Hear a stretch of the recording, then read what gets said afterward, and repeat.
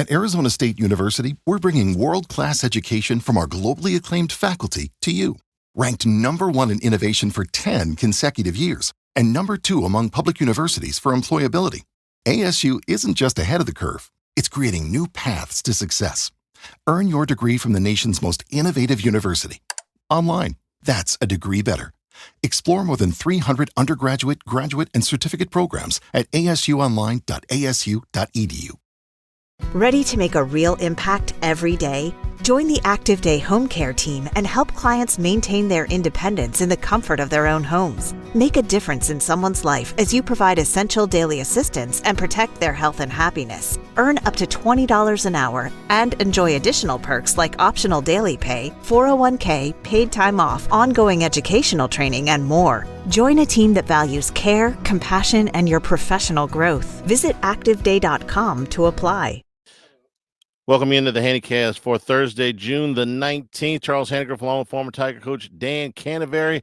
We're brought to you by Marucci. From a backyard shed to the top of the game, Marucci, more than just a baseball bat company, a legacy built on passion and precision with 2 decades of crafting the finest wood, metal, and leather in the sport. Here to help you run the game, visit MarucciSports.com to gear up with the best. And by Bayou Apparel, if you're looking for anything LSU, go to Everything LSU, made by locals, shipping from Baton Rouge with eye-catching designs, helping you create your company's message. Design experts do logos, event T-shirts, and promotional items for your business. Call 225-928-9090 or go to everythinglsu.com. Ken, you've seen a lot of baseball games. You ever seen one quite like that last night at that one Charles Schwab? That one was as bizarre as I've ever seen. I mean, been through a lot of different kind of games, but the way that we won at the end was a tribute to LSU baseball as a program, I think, because they took the attitude that was brought in with Skip Bertman is we never ever felt like we lost the game. We just ran out of outs. Yeah. And I think that was the attitude. They were going to fight till the bitter end. They were never going to give up. And they just wore down Arkansas. They just kept coming and fight through mistakes, fight through at-bats. Jared Jones coming back from the platinum sombrero, the first game against Arkansas, having to play at first, it probably was not typical of what he does. That cost us, a tying run. But then to come back and have a homer and then win the game, Brad Cressy style, was tremendous. Jared Jones opened the College World Series 0 for 5 with 5 strikeouts. Since then, he is 5 for 9 with 2 home runs and 6 runs batted in. And, Ken, we can bounce all over the place because I could talk about this game for hours. Him coming back to hit that solo home run in the 8th. Okay, so he had put the first game behind him, but had he put Gabe Gackle behind him? Because Gackle was the one that got him 3 times on Saturday and got him another time on a slider earlier in this game. So now here comes Jared Jones in the bottom of the 8th inning, and there's nobody on. There's 2 outs. You're down a run. You're down to 4 outs. The guy you're facing on the mound has struck you out the last 4 times you've faced him, and Jones took him yard. The mental focus that he had to have there is just so impressive given that scenario I just laid out to you. Well, the other thing, too, is he saw him 4 times and struck out, so he kind of had a read and had a feel and had seen him enough. But, again, I'm going to tell you this. There's no doubt in my mind that after the platinum sombrero and after the 3 strikeouts versus Gackle, he and Coach Mark Wanaka and Jay Johnson sat down and they went through everything in the plan and what went wrong in the at-bat and went to work to fix it and get him back because they knew they'd need him. And Jared Jones bought in, and he got him. It's baseball. I can strike out 5 times, but I'm going to get you because, I'm on scholarship too. I'm getting drafted too. And that attitude, I think, carried over. And, boy, did we need him. When he showed up, we needed him. I was more impressed with the hit to win the game because that was a slider down and away, and he got it just over the second baseman's head. Okay, let's just work backwards here since you brought that up. You got a runner at second base in Luis Hernandez. This is after the crazy Karen play out in left field. There's 2 outs, and Josh Pearson is on deck, and that's important. Aiden Jimenez is in the game. He's a right-handed pitcher. He threw 40 pitches yesterday or the day before that, and first base is open.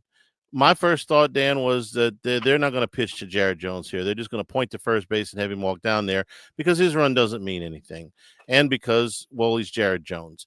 After the game, Dave Van Horn said, well, I liked my righty-righty matchup with Jimenez and Jones better than go righty-lefty to Josh Pearson, who was on deck. And I also thought it was a good move by Jay Johnson to not pinch run for Luis Hernandez because, well, the odds are at that point, if we're playing the percentages, that game's going to go to extra innings, and I don't want to have to put a catcher in cold. So you tell me about the decision to pitch to Jones, because that surprised some people. Well, they thought they could get Jones out with sliders. And, he'd been gotten to. Remember, in the back of Van Horn's mind, there's the 5 strikeouts. Jared Jones was able to put the 5 strikeouts out of his mind, but it was in Dave Van Horn's mind. Plus, the history of the program, the history of LSU baseball. Josh Pearson is known as a clutch performer. But Jones had hit the ball. But Jones had already hit the ball out of the park. Okay, here. and as a coach, you figured, okay, that's his hit. He hasn't been swinging it well. Okay, but who over the course of the season, in clutch times where you needed to play, has done it over the last 4 seasons better than Josh Pearson? Pearson's made plenty. He's made plenty plays. No plenty of bad bats that were crucial. So what I'm saying is Van Horn made a judgment call, righty on righty, slider on righty. He hasn't handled the slider well. I believe the home run was on a fastball. It was. It was. So he's figuring, I got the slider. This guy's got a good slider. I don't want to have the slider come into Pearson, who's a very good hitter. I don't want to put, I don't want to do this. Okay. So I'm going to pitch to Jones. But again, the pitching to Jones was supposed to be the intentional walk, and he left the slider up and Jones hit it. Pattern 3. Pattern 3. Okay. Pattern 3. That's what it's supposed to be. Pattern 3. Pattern he left 3. one up there. All right, even the announcers are saying he won't see a fastball in this at bat. Right. And so, he didn't. But Jimenez made a mistake. He didn't bury the curveball in the dirt. Yeah. He didn't throw it where he couldn't hit it. He left one up. And okay, let me back up to my original question. And he threw, it was I think it was the 3rd or 4th pitch that he threw to Jones. If you don't get him in a hole, okay, I mean, if he lays off even one of them, then don't you point down to first base and just say, take your walk? Yeah, I mean, I would, but I'm not coaching in Arkansas. Sure, I get trying to get him to go fishing. I understand that completely, and it's a calculated risk because there's 2 outs. Okay, so you only got to get one. Even if you uncork a wild pitch there, you got the guy's at second. He's not at third. So I get it. But after he laid off, a couple of those things, I might have just pointed down to first base. The other thing was you take a left-hander out of the bullpen, except Pearson hits and then walk him. But then Pearson hits left-handers pretty well. That was a tough thing for Van Horn. Yeah, he was in a very tough spot there. I'm going to throw in one other thing that factored in: the ballpark. Jones hit a homer. That's probably like Van Horn's thinking, he's not going to hit another homer, not here. If we were at Arkansas or LSU, he would have played it different, I think. Oh, okay, and you're probably right, except he didn't need a homer. He only needed a single, as it turned out. But I'm saying that's 9 times out of 10, that's how Jones is going to beat you with a homer. I get you. We're brought to you by Dependable Storage with 8 locations across Louisiana and 1 in Gulfport, Mississippi. They'll match any competitor's pricing with convenient online rentals and payments, free use of the moving truck for new rental move-ins, and clean, secure, and conveniently located facilities. Check out the website at dependablestorage.com for location, pricing, and rentals. Like Skip Bertman always says, at Dependable Storage, we want your stuff. Let's go back to the play before that, which was the line drive off of the bat of Luis Hernandez. And Charles Davalin, who is a really, really good player, terrific hitter. He's a leadoff hitter for Arkansas. makes a misstep, or at least looked like he got a little bit of a bad jump, bad read, whatever you want to call it. And he came in on the ball, and as he's going down, as he slips down or is diving down, however you want to say it, he loses track of the baseball, loses sight. It hits off his shoulder, it goes into the corner, and LSU scores a tie and runs there. How did you view that play? Well, first of all, Hernandez hit the ball. It was like a hooking knuckleball. If you saw the way he hit it, guys haven't played outfield. That ball's moving like this, Charlie. Take a look. Yeah, It's moving. yeah. Okay. His first reaction was to step back. Okay. Once he did that and he didn't have a real good read on the ball, given that situation, the play is keep the ball in front of me and just we'll take the next batter. Meaning, Give up one run, not two. You got it. It's like when an infielder eats the ball. He doesn't field the ball clean, but he doesn't pick it up and try to make it out that's not there. Just throw it. He should have let it go. But then we got a break where the same break that they got earlier in the game. Let's go back to when Jake Brown was at first base and they tried to execute a first and third steal, and Jake got tagged out. He planted with his right foot, and it kicked out, and they ended up tagging him right before the runner scored at home plate. Boy, I love that play. I know it didn't work out for LSU. I absolutely love that play. Yeah, because Jake Brown is fast enough. You figure he's going to be able to stay in the rundown, and Pearson's sneaky fast coming from third, and to steal that run right there. I know it didn't work because Brown slipped, but I absolutely love that play in that position. Another 100 times. I think that play works 85% of the time or better, and he slipped and that happens, but I love that call. It's a higher percentage play than letting your 300 hitter go up there. Like you're saying, it's 85% you're going to score if you run that play. I made that number up, by the way. Yeah, but it's a higher percentage than the guy getting a hit, especially with two strikes. So what I'm saying is that's a good play. Okay, Jake lost his footing, and if he digs in and breaks back, we score a run. That's it. I mean, It was that close. What happened? What we got payback though when Davelin is out in left field, he goes back and then he plants to come up and get the ball, and his foot slipped out, and it hits him in the shoulder. So the baseball gods taketh, and the baseball gods give. Sure. But I'm saying once he went back, he just had to try to block the ball. There was no catching that ball. So. All right, we've done this backwards, so let's just keep going. You got first and second, you got one out, and Stephen Milam at the plate. And this is a ground ball to short. Wahiwa Aloy, SEC Player of the Year at short for Arkansas. He's got to go to his right, but not very far. And he decides to throw to third to get the lead runner. Dan, we got with all the extra cameras they've got up there in Omaha, we had some exceptional views of this, the aerial views. They would have had plenty of time to turn that double play, which would have ended the game. He chose to go to third, and that the runner that's going to second base is everything. That's the tie and run. This was Dave Van Horn defended him in the press conference. I would have too. That's his guy. He's had a phenomenal year. He's a great player, but in this instance, he made a mistake.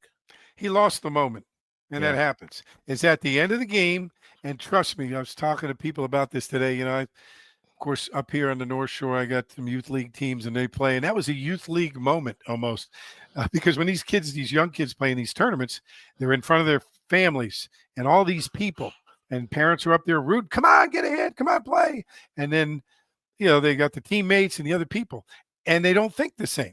Okay, well, Aloy is thinking, I want to win the game. I want to win the game. We're going to make a play. We're going to win the game. We're going to win the game. We're ahead. Ground ball. And then when he gets the ground ball, he lost the moment because of all the pressure there. And he saw the runner in his face running to third, and the ball was hit to his right.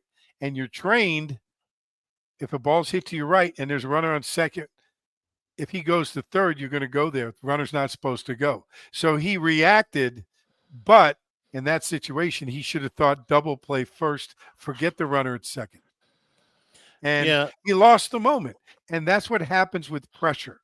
And I feel bad for the kid, but he'll never make that mistake the rest of his life. Yeah, and Again, he's never going to make it again. there's just no scenario where going to third is the right play. Even if the game was tied and there was nobody out, you're still going to try No, to you're turn going the for the double. double play. You're It going for the doesn't double matter. play every time. And so for Aloy and Davalin, they both know they both got to play right in front of them to end the game. This is way deeper than a play that you might make in the third or fourth inning. This is to win the game, and it got to them. That's why the moments got too big.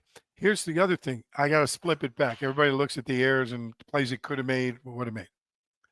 How about the fact that we hit a hard ground ball in that situation and didn't strike out? How about the fact that Sure. Luis Hernandez hit a hard line drive that knuckled, was a laser beam that was difficult for the guy to catch? See, that it goes both ways. Okay. If they did that, Charlie, and it was 5-1 in the second inning, and Davalon missed that ball, everybody said, whoa, Hernandez did a real good job on that ball. Davalon got fooled a little bit, blah, blah, because it's not the end of the game. At the end of the game, it all gets scrutinized, but it could have happened in the second inning to lose the game. It's just at the end, it's magnified. And I'll give you a good example of that with a guy who's taking some scrutiny right now, and it's Michael Braswell, because he's struggling at the plate. There's no question about that. But Dan, there's a ball in the first inning, the very first inning, play he made on defense. Yeah. Oh my gosh. Okay. Short hop, hard line drive to his glove side. That's a tough play. And if that's in the eighth inning, the whole world remembers it. It was in the first inning. So if that ball goes off of his glove or in the left field, which is honestly maybe where it should have been, by the law of averages, well, maybe Arkansas gets out to a 1-0 lead or a 2-0. Maybe it opens the floodgates for a big inning and Cowan doesn't get into the sixth the way he did. And I'll tell you another play I thought that he made was phenomenal, was on the missed double play. Because it's a high chop. He gets the ball out of his hands in a hurry. It's a bullet to second base. Dickinson was able to handle it easily and make the throw. They don't complete the double play, but that's a key spot there. That's one that everybody is remembering. So listen, I know Braswell's scuffling at the plate, and I'm going to ask you another question about him in a second, but that defense that he has played, including the 2 double plays he started on Saturday, that ain't no joke. Well, that's a staple of LSU baseball, especially in Omaha, playing defense and pitching. Now, I'm going to throw another thing out there. Okay. Let's not forget the play Milam made. In the first inning. Milam made, but the one he made in the first inning. Yeah. I mean, those are game changer plays, but they're in the first inning, so they're forgotten because of the way the game ended. Okay. And I'm going to throw another thing out, and I think you're going to this. Let's not forget that Zach Cowan gave us a Cade Anderson type performance without the flashy strikeouts. 1 run, a homer, got us into the 6th inning. That's what we've been getting from Ianson and Cade Anderson at that moment. Kudos to Cowan. He didn't walk anybody. That's where I want to start. I thought there were 2 balls that were hit hard: the homer and the line drive that Jones caught right on the line. And it may have gone foul. I don't know. Jones is 6'5", so he went up and got that thing. But I didn't think there were the other hits. There was a ground ball that got through it, and there was a couple that beat the shift. So these were not. It's not like he was getting hit hard. No, I thought he was terrific. And Dan, just like you and Doug said a couple of podcasts back, he needed some more time. He had taken a lot of time in between outings, and he maybe had lost a little bit of the feel for the changeup. But that was back in this game. And the other thing is, I saw Yeski called a lot more sliders. Okay, as a show pitch, not as an out pitch, meaning give them something else to think about, give them something to worry about. And I think they worked on that to have a 3-pitch mix. But that changeup was outstanding. He located it well. Yeah, gave up the homer, but that's part of the deal. And it was a low percentage play in Omaha that they'd hit a homer. But he was outstanding, tremendous poise, and gave them exactly what they needed in that ball game. Probably, in my mind, as a pitching coach, that was a great performance, right up there with some great performances we had in the past from guys like Thatcher Hurd and other guys. Ben Saxon. Nate Ackenhausen. Ben Saxon in 2000. Yeah. I mean, guys that just came through with the performance when you needed it. Jaden Newt, I thought, pitched well in relief. Chase Shores, I thought he got maybe a little bit gassed to the adrenaline, maybe a little bit too much to him, but he came in throwing heat.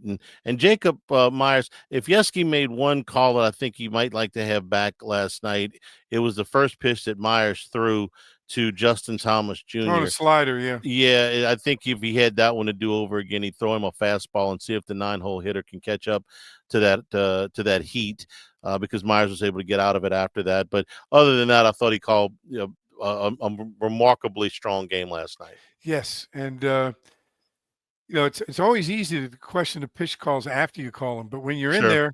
there, he's probably thinking he's going to get up there and look for a fastball. Myers a big fastball pitcher, and he just want to give him what he was looking for. With 25 years of experience, Lake Urgent Care is dedicated to providing quality care close to home, treating minor illnesses and injuries for ages 3 months and up at 17 convenient locations: Baton Rouge, Hammond, Livingston, and Ascension Parish. Plus, offer occupational health and weight loss solutions as a seamless extension of Our Lady of the Lake. Patients can access care from anywhere with the My Chart patient portal. Our urgent care centers are open 7 days a week. Just walk in. You can check in online or schedule a virtual care visit at lakeurgentcare.com. Dan, LSU is going to have the luxury of having 2 full days off. This is the first time, maybe since the 2000 team had Brian Talent, the ace, ready to go into one game championship, that LSU's got their pitching completely in line. They're pretty close in 2009, but even then they had to bring Anthony Renato back for game 3 of the championship series on 4 days rest. Not bad.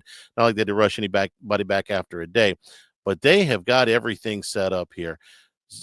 They've got Kate Anderson on full rest, ready to go in the opener, I assume. They've got Anthony Ianson, who only threw 44 pitches before the rain came on Monday, ready to go in the 2-hole.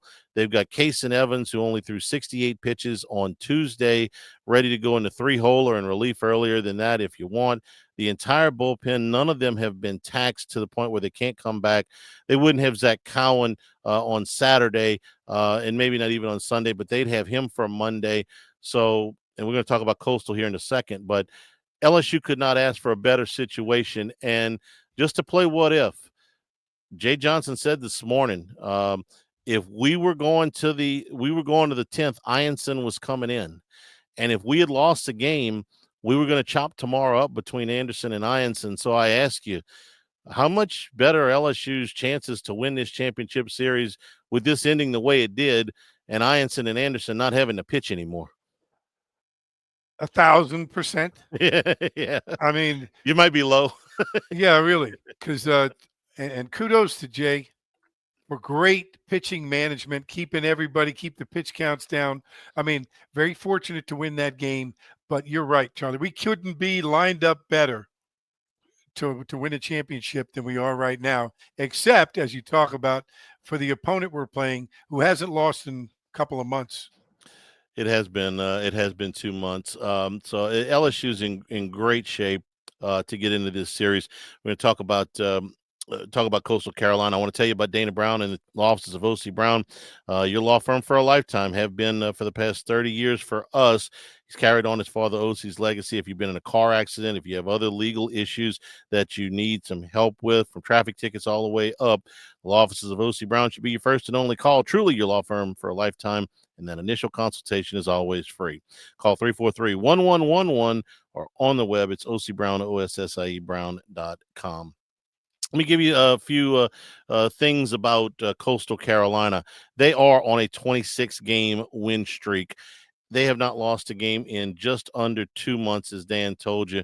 Dan, you're coaching youth league baseball. You played and coached college baseball. You've sent, a ton of guys that have pitched in the big leagues. Winning 26 games in a row is not supposed to happen. It doesn't matter which one of those levels you're winning. 26 in a row requires you to be great, probably a little bit lucky, caught a break here and there somewhere in that streak. But just give me winning 26. We remember when they won 23 in a row here in 2008, which seemed remarkable, and it was. 26 games in a row. You got a comp, you got an analogy, you got anything that when you say 26 in a row, a third of those games have taken place in postseason competition. Yeah. You're talking about the Sun Belt Conference tournament. You're talking about a regional. You talk about a super regional, and now Omaha. Okay, that's hard to do. 26 in a row. to keep that mental focus, you've got to have a little bit of good fortune. But the biggest thing you got to have is good players, a good system, and a belief in that system. And they're held to a standard, and they've got a great culture.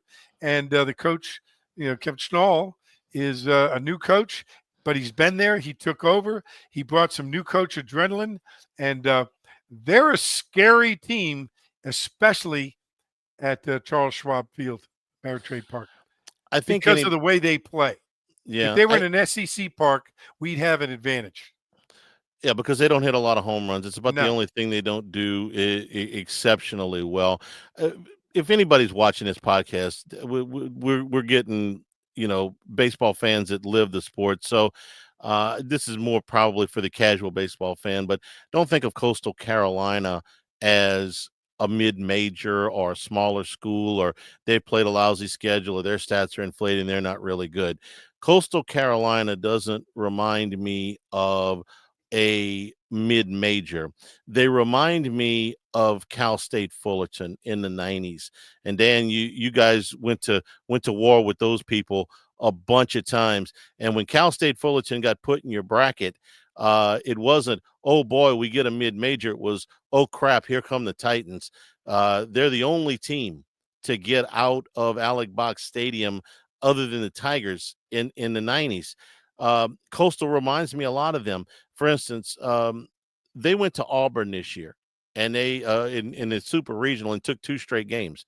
Auburn was the number 4 national seed. They were playing at home. They hadn't lost 2 games in a row at home all season, much less a series. Vanderbilt, who was the number 1 national seed, went to Auburn and lost 2 out of 3. LSU, who they're playing in the national championship series, went to Auburn and lost all 3. Coastal went in and won both games. Their strength of schedule is in the top 50 in the country. Their RPI, had to sneak one more RPI in on you, Dan, before the end. They are number 2, and up until yesterday, they were number 1 in the RPIs. This is a team that has 2 starting pitchers. If they walked off the bus wearing an SEC uniform, they would not be out of place. Jacob Morrison is 6'8" and 245 pounds. He looks just like Chase Shores. And in 104 innings, he's not lost a game. He's got an ERA of 2 and 102 strikeouts. And Cameron Flukie, who they're going to see in either game 1 or game 2, is 6'6" and 210 pounds. And he looks a little bit like Maverick Rizzi, maybe a little bit shorter. And he's got 109 strikeouts in 95 innings. So these guys look the part. They don't look like mid-major overachievers, is what I'm trying to tell you. As a team, they hit 290. They don't hit a ton of home runs. They do lead the nation in hit by pitch. The hit by pitch numbers are astounding, by the way. They've got twice as many as LSU. And this is a team that has been in the NCAA tournament 14 of the last 15 eligible seasons. So, Dan, this is not a plucky underdog. This is not a fun story. This is an excellent, excellent baseball team and program. And it's one LSU knows and Jay Johnson knows, because in 2016, they came to Baton Rouge and won the Super Regional. And when they got to Omaha and they got to the National Championship Series, they beat Arizona, who was coached by Jay Johnson. So I'm sure the Tigers and their coach would like to get one back on Coastal Carolina, but this is a really, really, really good team. It's a solid team. They have many ways to beat you. Like you said, the homer's not one of them, but they field well, they pitch well. Like you said, they pass the bus test, is what we call it. When they get off the bus, you're a little nervous. Now, one thing I'm excited, if somebody gets hit with a pitch and there's a brawl on the field, I want to see who wins it, because they could match up pretty good right there. There's some big kids. Yeah, there's some big kids. But no, they do a lot of things. They do a lot of the little things that win games that might go unnoticed in the box score, move runners over, play good defense. They're fielding like LSU. I mean, it's a great matchup. But again, a little bit of an advantage in the fact that LSU has a higher chance to hit home runs than they do. And in a tight ball game, tight series where everybody's evenly matched, that may be the one edge that LSU has that might come into play before this thing is over. Well, let me, and by the numbers, you're right, but you got a favorite sandwich shop over there on the North Shore, whatever it is, I'll bet you a sandwich there that there is not a home run hit in the championship series because the wind is scheduled to be blowing in 20 to 25 miles an hour, and it's for both games, Saturday and Sunday. Now we get to Monday maybe, but Is it coming in from left field? right field. Straight in? I'm no weatherman. I just know it's going to be blowing in very hard, and it's hard enough to get that ball out of that park as it is. So that the wind is going to Advantage. the wind is Advantage going to be coastal. Yeah. the wind is going to be blowing in harder for these two first games than it has at any time in the series. So let's keep that in mind. But I think it's going to be a great series. I'm looking forward to it. I wanted to ask you one more thing as a pitching coach. If you look at a team like this, Dan, that's got this many hit by pitches, and it's 176 for the season in 67 games. Okay. Obviously, there's an art form to this. I always kind of it's like the batter's version of framing strikes. And so if you're a pitching coach and you know this, other than tell you guys not to hit them, I know. But what are you looking for from a team that obviously draws a lot of free passes this way? Well, that means they're obviously up on the plate, trying to get it and have their elbows and everything over the plate. I think Jay Johnson's got to talk to the home plate umpire before he starts and say, listen, these guys lead the nation in hit by pitch. Be real careful. He may use some video replay to try to win some of those back if they get them during the game. But as a pitching coach, what you want to do is when you're throwing inside, keep the ball down below their elbows, because then that's a little harder to get hit by. It's a little different to take it in the ribs than it is to take it off the elbow pad. The Marucci elbow pad, has made the hit by pitch very popular. The other thing is you're going to pitch away a little bit more. And if you're consistent pitching away, especially early in the game, maybe you can get that umpire to take that strike zone out there. Throw for the middle and then try to move to the outside portion of the plate. Hopefully your catcher does a good job of stealing some pitches, and you can move that strike zone to the outer portion of the plate, maybe get a baseball or two outside, and that kind of evens the score with that hit by pitch. So you're going to throw them further down instead of maybe up and in. I'm not going up and in. I'm trying to stay below the elbow whenever I'm on the middle third, inside third of the plate. If I'm going up, I've got to go down the middle or outside to get that ball they can't reach, that high velocity, top of the zone strike. 3 times in this College World Series, file this one away, okay? 3 times in this College World Series, batters have been called for moving into a pitch, and that's a strike, okay? In the case of Gage Wood's no-hitter against Murray State, it was the second out of the 9th inning, where originally it was called a hit by pitch, and they called the batter for moving into it. And Dan, if he moved, it was less than a quarter of an inch, but they called a strike on him, excuse me, and that ended up being the 3rd strike, and that was the second out. Murray State had obviously that happened twice in that game. They had obviously clued in the home plate umpires. Look, this is what these guys are trying to do here. So I'm with you. Jay Johnson's got to say, look, if we hit them with a pitch, we hit them with a pitch. But if we hit them with a pitch because they moved into it and all that stuff, well, that's a strike. They've called this 3 times now in the World Series. I don't recall it being called all year, but it was called 3 times in this World Series. So something to watch. 6 o'clock on Saturday, ESPN, 1:30 Sunday afternoon on ABC, and then 6:30 on Monday night if necessary for LSU and Coastal Carolina for the 2025 National Championship. We'll be back next Tuesday for our final podcast of the year, win or lose. So hopefully we'll be talking about LSU's 8th national title. For Dan Canevari, I'm Charles Hanagriff. This has been the Handycast.